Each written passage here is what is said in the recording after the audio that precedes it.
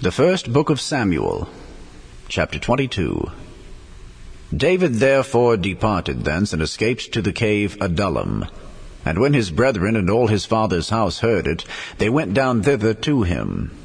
And every one that was in distress, and every one that was in debt, and every one that was discontented, gathered themselves unto him, and he became a captain over them. And there were with him about 400 men. And David went thence to Mizpeh of Moab, and he said unto the king of Moab, Let my father and my mother, I pray thee, come forth and be with you, till I know what God will do for me.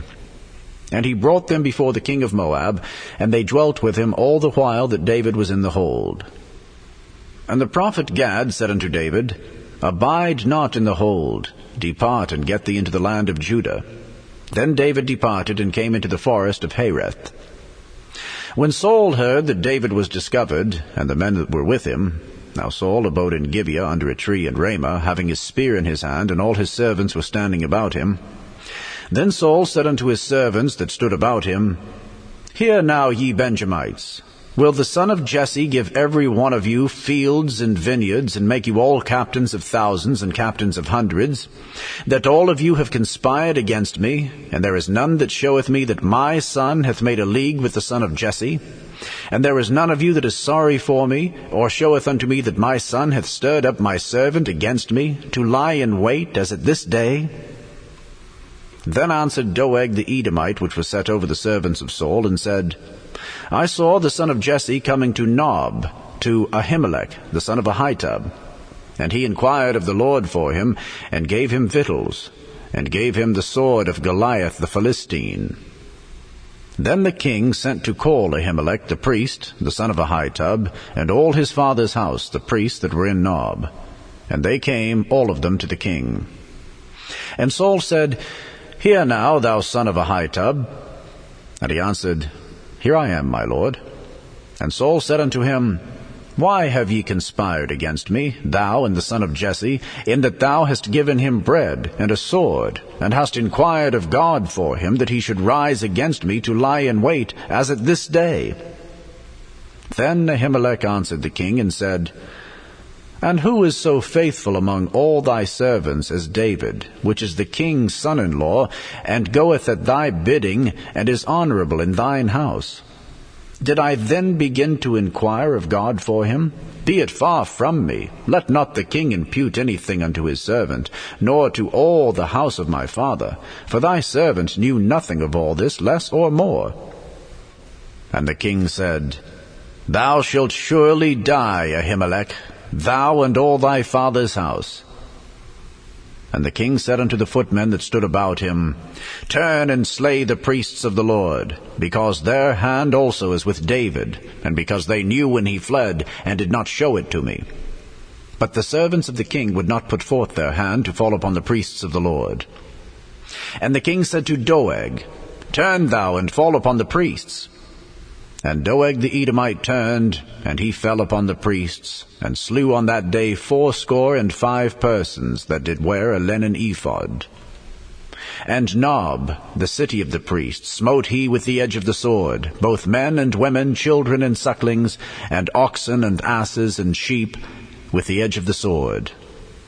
And one of the sons of Ahimelech, the son of Ahitub, named Abiathar, escaped and fled after David.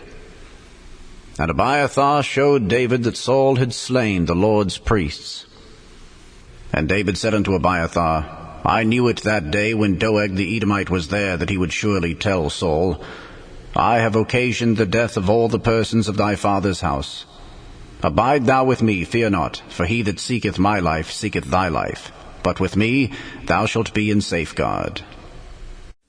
The first book of Samuel, chapter 23. Then they told David, saying, Behold, the Philistines fight against Keilah, and they rob the threshing floors. Therefore David inquired of the Lord, saying, Shall I go and smite these Philistines? And the Lord said unto David, Go and smite the Philistines, and save Keilah. And David's men said unto him, Behold, we be afraid here in Judah. How much more then if we come to Keilah against the armies of the Philistines? Then David inquired of the Lord yet again. And the Lord answered him and said, Arise, go down to Keilah, for I will deliver the Philistines into thine hand. So David and his men went to Keilah, and fought with the Philistines, and brought away their cattle, and smote them with a great slaughter. So David saved the inhabitants of Keilah. And it came to pass, when Abiathar the son of Ahimelech fled to David to Keilah, that he came down with an ephod in his hand. And it was told Saul that David was come to Keilah. And Saul said, God hath delivered him into mine hand, for he is shut in by entering into a town that hath gates and bars. And Saul called all the people together to war, to go down to Keilah to besiege David and his men. And David knew that Saul secretly practiced mischief against him, and he said to Abiathar the priest, Bring hither the ephod. Then said David, O Lord God of Israel, thy servant hath certainly heard that Saul seeketh to come to Keilah to destroy the city for my sake. Will the men of Keilah deliver me up into his hand? Will Saul come down as thy servant hath heard? O Lord God of Israel, I beseech thee, tell thy servant. And the Lord said, He will come down. Then said David, Will the men of Keilah deliver me and my men into the hand of Saul? And the Lord said, They will deliver thee up. Then David and his men, which were about 600, arose and departed out of Keilah, and went whithersoever they could go. And it was told Saul that David was escaped from Keilah, and he forbare to go forth. And David abode in the wilderness in strongholds, and remained in a mountain in the wilderness of Ziph. And Saul sought him every day, but God delivered him not into his hand. And David saw that Saul was come out to seek his life, and David was in the wilderness of Ziph in a wood. And Jonathan, Saul's son, arose and went to David into the wood, and strengthened his hand in God. And he said unto him, Fear not, for the hand of Saul my father shall not find thee. And thou shalt be king over Israel, and I shall be next unto thee. And that also Saul my father knoweth. And they two made a covenant before the Lord. And David abode in the wood, and Jonathan went to his house. Then came up the Ziphites to Saul to Gibeah, saying, Doth not David hide himself with us in strongholds in the wood, in the hill of Hachilah, which is on the south of Jeshimon? Now therefore, O king, come down according to all the desire of thy soul to come down, and our part shall be to deliver him into the king's hand. Then Saul said, Blessed be ye of the Lord, for ye have compassion on me. Go, I pray you, prepare yet, and know and see his place where his haunt is, and who hath seen him there. For it is told me that he dealeth very subtly. See therefore, and take knowledge of all the lurking places where he hideth himself. And come ye again to me with the certainty, and I will go with you. And it shall come to pass, if he be in the land, that I will search him out throughout all the thousands of Judah. And they arose and went to Ziph before Saul. But David and his men were in the wilderness of Maon, in the plain on the south of Jeshimon. Saul also and his men went to seek him, and they told David. Wherefore he came down into a rock, and abode in the wilderness of Maon. And when Saul heard that, he pursued after David in the wilderness of Maon. And Saul went on this side of the mountain, and David and his men on that side of the mountain. And David made haste to get away for fear of Saul. For Saul and his men compassed David and his men round about to take them. But there came a messenger unto Saul, saying, Haste thee, and come, for the Philistines have invaded the land. Wherefore Saul returned from pursuing after David, and went against the Philistines. Therefore they called that place Selah Hamalikoth. And David went up from thence, and dwelt in strongholds at En-gedi.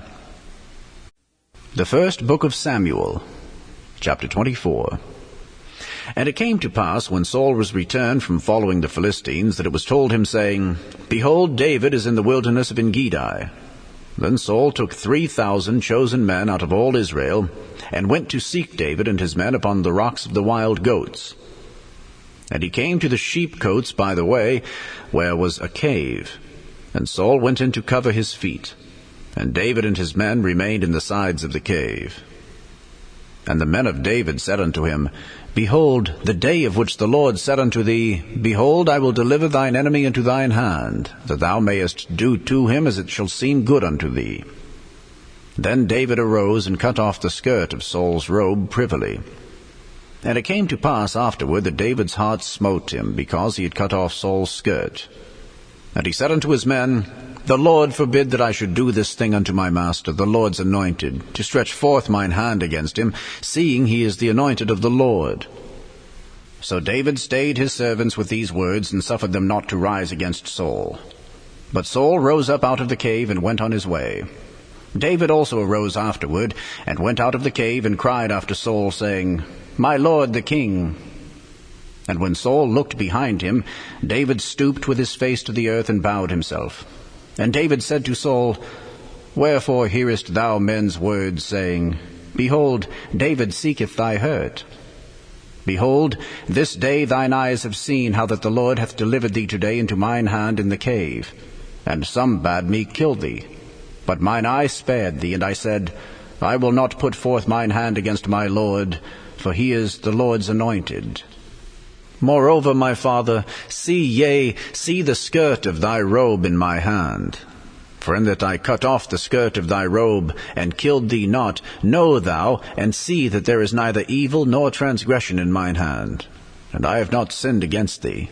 Yet thou huntest my soul to take it. The Lord judge between me and thee, and the Lord avenge me of thee. But mine hand shall not be upon thee. As saith the proverb of the ancients, Wickedness proceedeth from the wicked, but mine hand shall not be upon thee. After whom is the king of Israel come out? After whom dost thou pursue? After a dead dog, after a flea. The Lord therefore be judge, and judge between me and thee, and see, and plead my cause, and deliver me out of thine hand. And it came to pass, when David had made an end of speaking these words unto Saul, that Saul said, Is this thy voice, my son David? And Saul lifted up his voice and wept. And he said to David, Thou art more righteous than I, for thou hast rewarded me good, whereas I have rewarded thee evil. And thou hast showed this day how that thou hast dealt well with me. Forasmuch as when the Lord had delivered me into thine hand, thou killedst me not. For if a man find his enemy, will he let him go well away? Wherefore the Lord reward thee good, for that thou hast done unto me this day. And now, behold, I know well that thou shalt surely be king, and that the kingdom of Israel shall be established in thine hand. Swear now therefore unto me by the Lord, that thou wilt not cut off my seed after me, and that thou wilt not destroy my name out of my father's house. And David sware unto Saul, and Saul went home. But David and his men gat them up unto the hold. The Acts of the Apostles, chapter 14.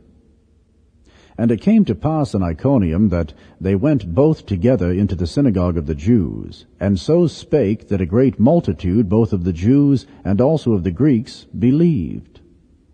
But the unbelieving Jews stirred up the Gentiles, and made their minds evil affected against the brethren. Long time therefore abode they, speaking boldly in the Lord, which gave testimony unto the word of his grace, and granted signs and wonders to be done by their hands. But the multitude of the city was divided, and part held with the Jews, and part with the apostles. And when there was an assault made, both of the Gentiles and also of the Jews with their rulers, to use them despitefully and to stone them, they were ware of it, and fled unto Lystra and Derbe, cities of Lycaonia, and unto the region that lieth round about. And there they preached the gospel. And there sat a certain man at Lystra, impotent in his feet, being a cripple from his mother's womb, who never had walked. The same heard Paul speak, who, steadfastly beholding him, and perceiving that he had faith to be healed, said with a loud voice, Stand upright on thy feet. And he leaped and walked. And when the people saw what Paul had done, they lifted up their voices, saying in the speech of Lycaonia, The gods are come down to us in the likeness of men. And they called Barnabas Jupiter, and Paul Mercurius, because he was the chief speaker. Then the priest of Jupiter, which was before their city, brought oxen and garlands unto the gates, and would have done sacrifice with the people. Which when the apostles, Barnabas and Paul, heard of, they rent their clothes, and ran in among the people, crying out and saying, Sirs, why do ye these things? We also are men of like passions with you, and preach unto you that ye should turn from these vanities unto the living God, which made heaven and earth and the sea, and all things that are therein, who in times past suffered all nations to walk in their own ways. Nevertheless, he left not himself without witness, in that he did good, and gave us rain from heaven, and fruitful seasons, filling our hearts with food and gladness. And with these sayings scarce restrained they the people, that they had not done sacrifice unto them. And there came thither certain Jews from Antioch and Iconium, who persuaded the people, and having stoned Paul, drew him out of the city, supposing he had been dead. Howbeit, as the disciples stood round about him, he rose up and came into the city, and the next day he departed with Barnabas to Derbe. And when they had preached the gospel to that city, and had taught many, they returned again to Lystra and to Iconium and Antioch, confirming the souls of the disciples, and exhorting them to continue in the faith, and that we must through much tribulation enter into the kingdom of God. And when they had ordained them elders in every church, and had prayed with fasting, they commended them to the Lord, on whom they believed. And after they had passed throughout Pisidia, they came to Pamphylia. And when they had preached the word in Perga, they went down to Attalia, and thence sailed to Antioch, from whence they had been recommended to the grace of God for the work which they fulfilled. And when they were come, and had gathered the church together, they rehearsed all that God had done with them, and how he had opened the door of faith unto the Gentiles. And there they abode long time with the disciples.